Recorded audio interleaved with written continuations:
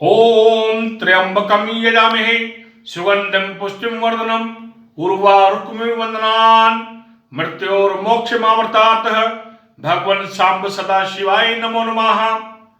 मैं अपनी ओर से समस्त भारतवासियों को, हरियाणा वासियों को, अंबाला वासियों को महाशिवरात्रि महापर्व की हार्दिक शुभकामनाएं देता हूं। अंबाला छावनी हरियाणा से पंडित दीपलाल जयपुरी।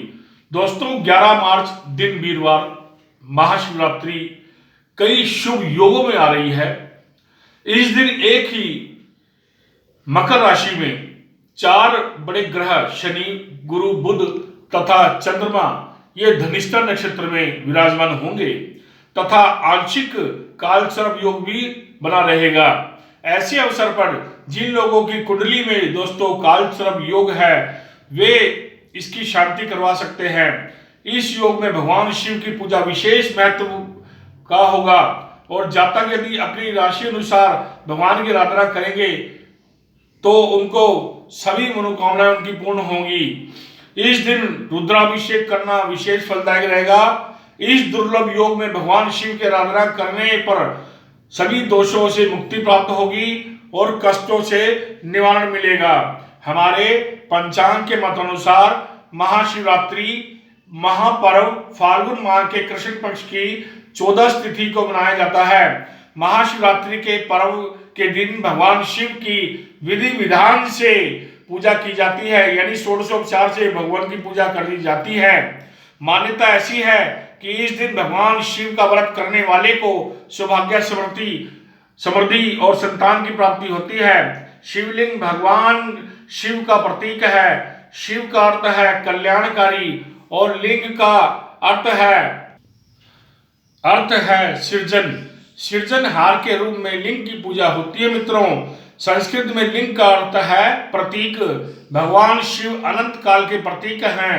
मान्यताओं के अनुसार लिंग एक विशाल लौकिक अंडाशय है जिसका अर्थ है ब्रह्मांड।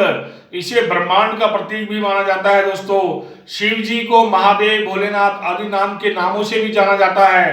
पौराणिक ग्रंथों के अनुसार भगवान शिव ने ही धरती पर सबसे पहले जीवन के प्रचार प्रसार का प्रयास किया था, इसलिए भगवान शिव को आदिदेव भी कहा जाता है। दोस्तों, महाशिवरात्रि की पूजा का शुभ मुहूर्त कौन सा होगा, आइए जानते हैं।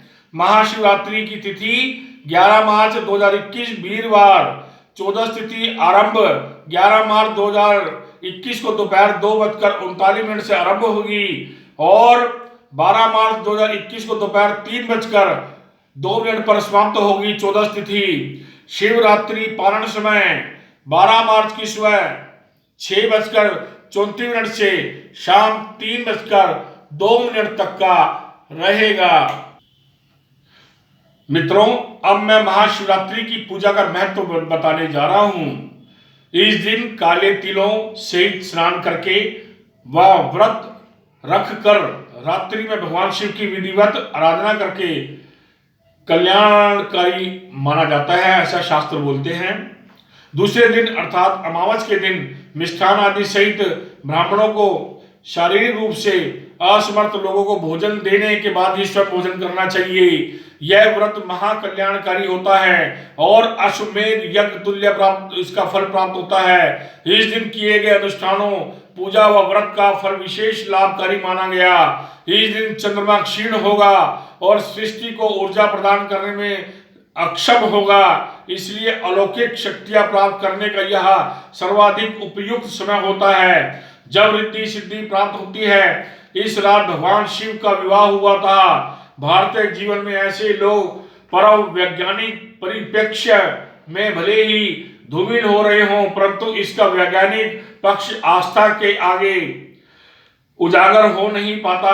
भारतीय आस्था में चाहे सूर्य ग्रहण हो या कुंभ का पर्व, दोनों ही समान महत्व रखते हैं। शिवरात्रि एक ऐसा महापर्व है जो देश के हर कोने में मनाया जाता है। यह पर्व भगवान शिव एवं माता पार्वती के मिलन का महापर्व कहलाया जाता है। इस व्रत से साधकों को इच्छित फल, धन, वैभव, सौभाग्य, सुख, समृद्धि, आरोग्य, संतान आदि प्राप्त होती है।